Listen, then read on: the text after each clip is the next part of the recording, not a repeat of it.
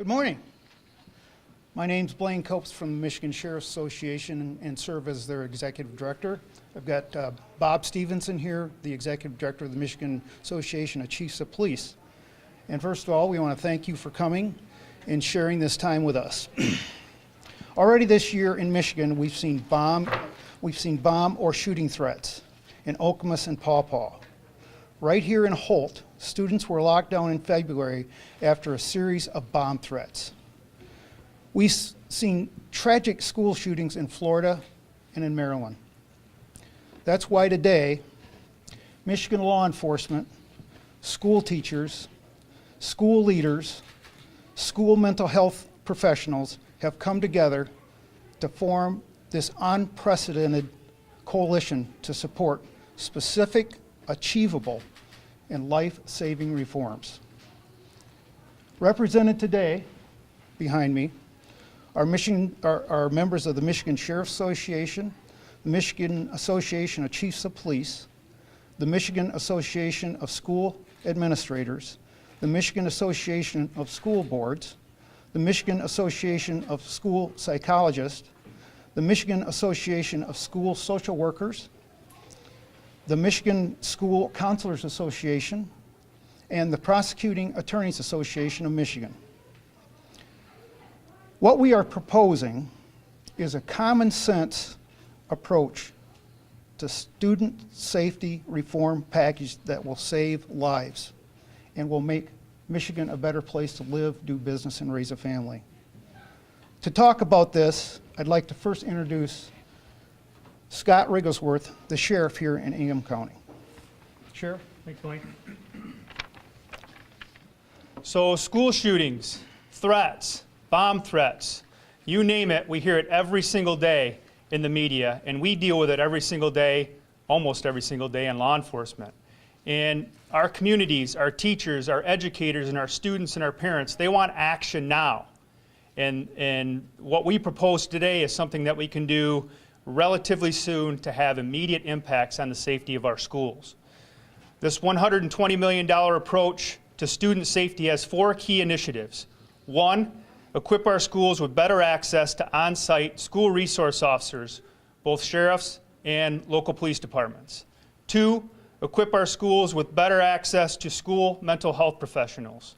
3, make our school buildings safer and harder for gunmen to attack.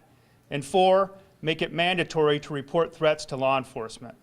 So I'm going to focus on the first point. The Michigan Student Safety Reform Plan creates a grant program to empower local public school districts to contract with sheriff's offices or local police departments to have additional school resource officers or additional counselors in their school buildings.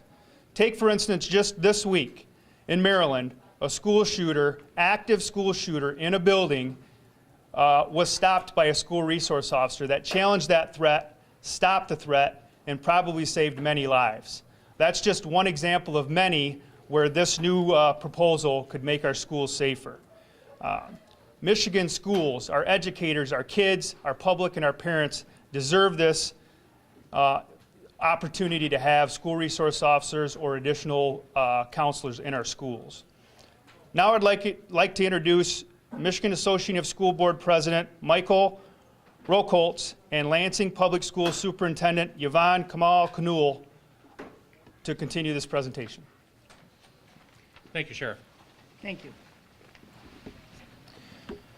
We agree, giving schools the resources needed to update security in our school buildings or putting more sheriffs and police on school property will help to keep our children safe and prevent tragedies before they happen. The plan we are unveiling today goes a critical step further as well. School shooters often show signs of trouble long before an attack. School mental health professionals are the first line of defense. Placing additional school mental health professionals in our schools is a critical step in identifying and helping troubled students before it's too late. Yvonne? The Michigan Student Safety Reform Plan gives school districts access to funding to hire additional school mental health professionals, including and increasing the ratio of mental health professionals to students to districts statewide. The ratio today is simply not good enough. Ideally, districts should have one school psychologist for every 1,000 students. Michigan's ratio today is roughly 4,800 students to one school psychologist. School social workers are recommended at a ratio of 1 for every 500 students. In Michigan, districts are often currently at 1,000 to 1. It is critical that we have first responders like sheriffs and police in place in the case of an emergency. However, the presence of counselors and mental health professionals, we know from experience, can prevent many tragedies from ever happening. Thank you, Yvonne and Michael. I'm Sheriff Tim Donlin, St. Clair County. Protecting students also requires being proactive in securing school buildings. The reform plan will require a walkthrough by law enforcement officers of every school building in the state of Michigan. The purpose of these visits is to identify safety issues and opportunities to harden schools against threats. Under this plan, the schools can use the results and apply for funding to address safety liabilities. This might mean better locks for front doors, hardened windows that are more difficult to shoot out. Permitting law enforcement officers to make these recommendations and empowering schools to follow through on them will mean stronger schools and safer students. Next will be Grand Ledge Police Chief Martin Underhill. Good morning. I'm Martin Underhill. I'm the Chief of Police for the City of Grand Ledge and past President for the Michigan Association of Chiefs of Police. I'm here today to lend support to state financial support for school resource officers in local schools. Grand Ledge has had a full-time school resource officer in our schools since 1997. It is important to note that the officers who served as SROs over the last 20 years were more than just armed guards. They were resources for the students. They worked to identify quality of life issues that could lead to crime. They developed relationships with the 2,500 plus population of the high school and adjacent middle and grade schools. They served to put in place active violence response programs and directed the training that, for the last 18 years, has guaranteed that all Grand Ledge students, both public and parochial, K through 12, were trained and able to respond to threats of active violence, bomb threats, and fire.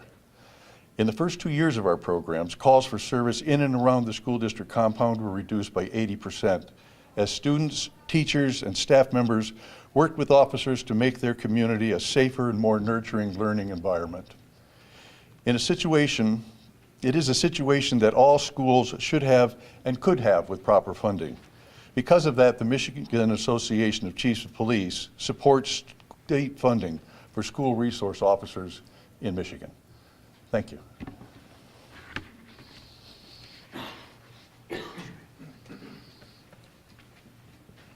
Good morning, DJ.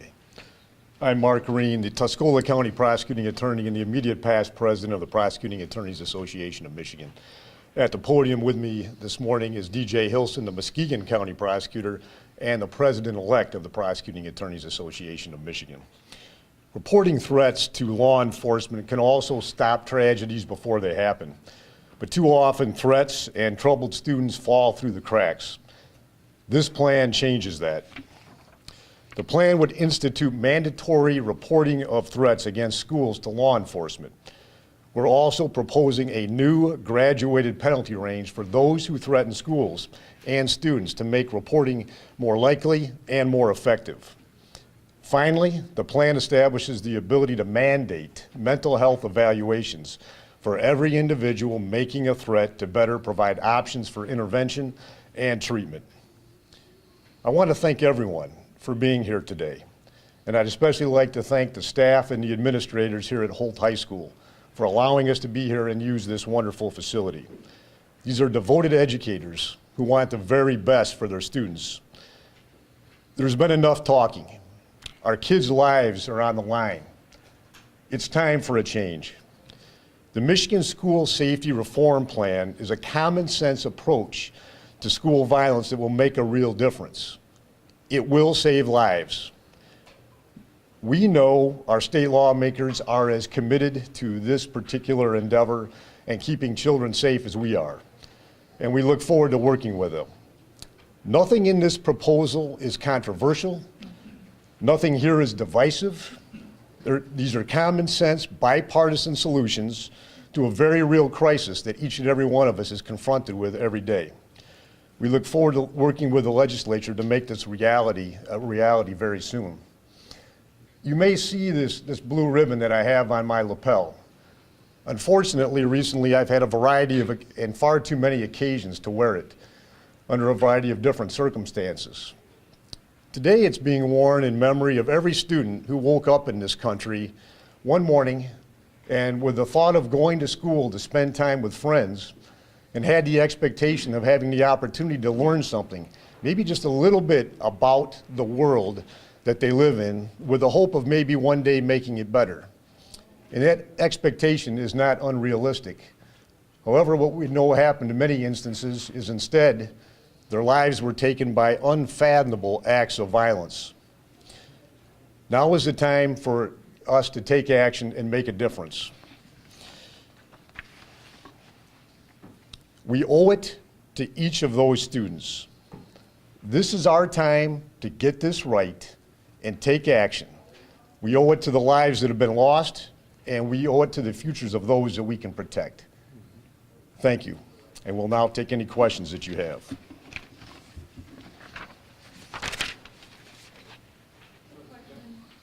I may have missed it, so where does this proposal go next?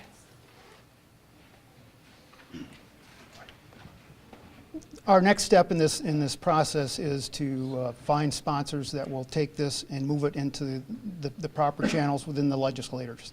So that's our next step here. Who would become a mandatory reporter? You mentioned there'd be mandatory reporting of threats. Well, who has to do it? Schools.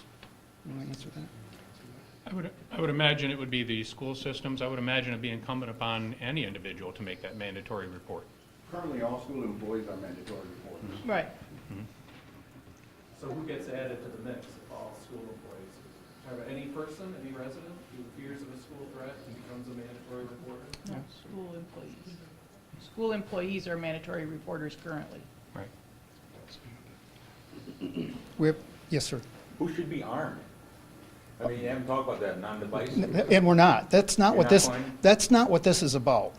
We're Oh, not you're talking talking about school resource officers, resource officers. which are certified So the law one in enforcement. Maryland that they brought up was armed.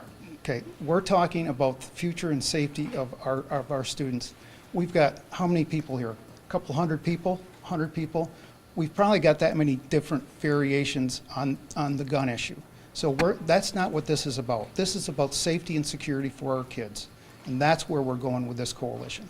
Oh, so guns don't, we're not talking about that. We're talking, We're focusing on what we can control as school and law enforcement. Okay, so we can't control that. Isn't that up to the individual schools right now, or? No? our coalition is looking forward. That's where we're going. We want to look at the hardening of the schools, the school resource officers, the variegated sentencing and so forth. So those are what we're focusing on. Yes, ma'am. $100 million is a chunk of change for the state legislature. Are you trying to run this concurrently with the budgeting process or separately? Our next step is to get our sponsors and go through the budgeting process, get the legislation, and we'll move from there. Yes, sir. I'm wondering if any of you can comment on what the legislature has proposed already. There's a couple proposals for arming voluntary teachers. Do you have any comment on that? Again, From a law enforcement perspective. I know it's not what you're proposing, Right. but it is what lawmakers already have proposed. yeah, I understand that, and we'll have those discussions. But this is our proposal. This is what we're moving forward with. We will discuss any proposal that the legislators want to discuss. You mentioned safer buildings. Is that metal detectors? Does it go past that? Go ahead. We talked about a number of things. The first and foremost is getting these boots on the street into the schools to do these safety walks. Looking through these schools, seeing what they need, whether it's hardened windows, hardened doors, security systems, a whole number of different options. Making a report to the school and then empowering those schools to apply for these grants to get the funding. So it will be having those officers trained and walking through to do the evaluation. Was there no agreement among the group on the so-called red flag law? And that's been something that's gotten a lot of attention, that if you had a We did not even discuss it. Why not? It didn't come up in the conversation. Is it an overrated concept? Again, we're going to talk about our proposals, not someone else's. Thanks for asking. Yes. Would you consider your proposal more reactive or proactive, and sort of how much of each? Very good question. Everyone in this group has been asked to react to legislation. And once we looked at this, sat down as a coalition and said, we got to look forward. We got to be proactive on this. Let's not look back. Let's look forward in what we believe will make our students safer in that school environment and make them better citizens for the future of Michigan.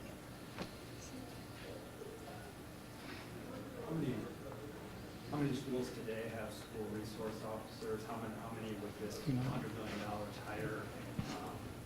Can you just talk about the state of school security right now? Right, absolutely. You know, as the budget cuts have hit in the last decade, the numbers have dropped. We're estimating about a third of the schools, approximately 61 public schools, about a third of them have school resource officers. I can tell you in my county, we have lost them, as many of my counterparts as the chiefs and sheriffs have all lost them.